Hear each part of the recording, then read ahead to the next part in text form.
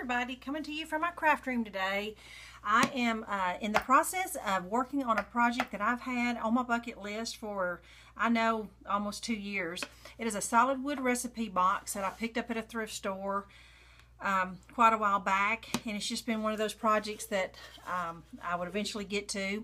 It is a little hinged box with 2 compartments in it that holds index cards, and it's solid wood, and I think I'm going to paint it cream or beigey color. This is Apple Barrel brand, and it is light mocha.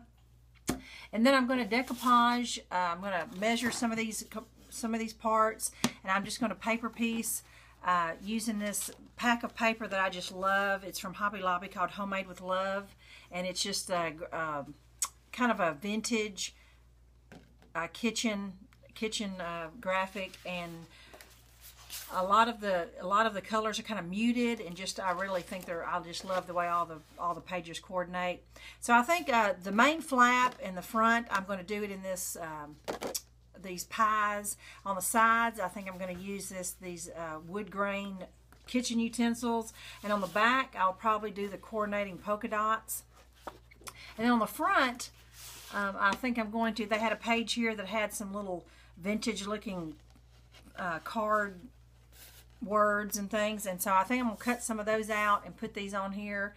So I'm just going to play around with some of that paper and decide what I like best. So what I need to do now is take my little hinges off, and I'm going to go ahead and paint the whole box inside and out this cream color. Okay, I am in between coats on my wooden box, and so after my first coat, I noticed the little tack nails that they use to put the box together are showing. You know, when the box was brown, it didn't show, but now that I've lightened the box up, it shows the little pinholes. And so I don't have any wood glue, so my husband let me borrow some of his, or I don't have any wood filler, so I went downstairs and got some of his wood glue, and I'm just going to put just a little dab there and smooth it out, and then when I get ready to do my second coat, it should cover up those little pinholes. And so while I'm waiting for that to dry, I'm storing my sponge brush in a little Ziploc baggie, and so that it will not dry out, and that way I can just immediately start painting as soon as this gets a little dry. Okay, just want to show you what I was going to do to help embellish the top flap a little bit. You know, that sheet that I told you that had some of those little cooking type words. I pulled out delicious, favorite food, and recipe notes, and I just kind of tore around the edges so it would be a little imperfect. And I'm using a little Tim Holtz distressed ink vintage photo and little dauber, and I'm just kind of going around. I tore them out because I didn't want them to be too cut and perfect looking, and so it almost gives it a burnt edge look, but I didn't want any of that white paper to show. I want it just to look distressed. So I've got the other ones done, and I just really love the look of that distressed look. In the background, it's kind of like some old vintage recipes.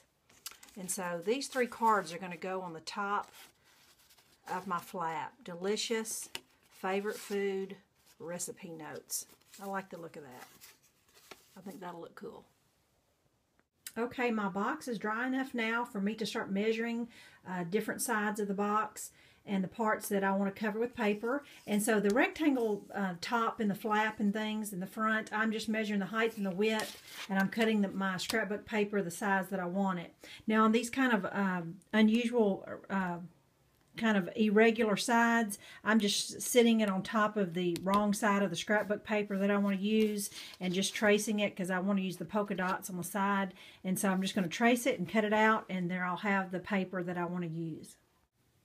Okay, now my box is completely dry. I have measured all the sides of my box. I have got my scrap paper cut for all the different parts of the box. And now I'm just going to apply a coat of Mod Podge. I use the matte. I'm going to do a coat under it and then a coat over it for each side of the box that's covered with paper.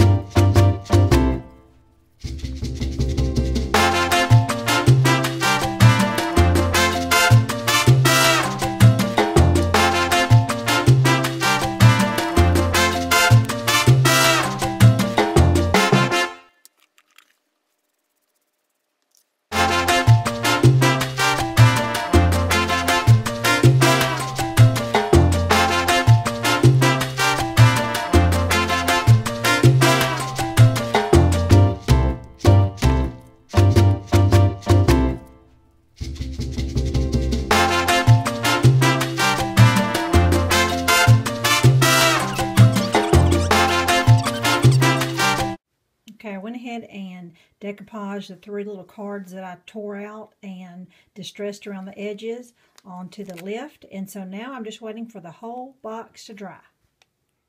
Okay, my box is dry for the most part. The lid that I have, I still have that drying just a little bit, so I'm going to wait on that. But now what I'm going to do is I'm going to take my vintage photo again, and I really should have done the paper before, but I really wanted some of this distress to be on the painted part too. So I'm just going to daub some of this distressed ink kind of all around the edges and just try to make it look, just knock some of the newness off of it. So I want to do that around all the edges of the box. The front, the top, the sides, and then I've got to let my flap dry, and then I'll come back with you. Alright, so while I'm waiting on my lid to dry, I'm going to go ahead and reattach my little hinges. I did wipe the hinges off. I didn't want to scrub them up to where they were shiny brass because the little screws that are in them kind of have a patina to them, and so I just kind of wiped them off. And so I'm going to reattach the hinges. I'm going to finish distressing the lid, and then I will pretty much call it finished. I may do another little touch up or two, but then I'll be ready to show you my finished product. Okay, this is the finished product, and I'm just going to give you a little side shot of the polka dots on the side. I'm going to back up here and show you that I set it on a hutch that I have here in my kitchen with all kinds of things that I've collected. And so if you're ever in any kind of thrift store and you come across any kind of wooden box like this is one that's in my stash that is on my to-do project at some point in time, you know, for a one-of-a-kind gift or a personalized kitchen gift or something, and just very inexpensive and with a big impact. So I'm really happy with it. It's definitely one of a kind. I think it's cute, big enough to store several index cards and things, little news, you know, magazine clippings and things that I find that I want to store somewhere. So I hope you enjoyed it. If you have any questions about this project, please feel free to email me. And thanks for watching. Bye-bye.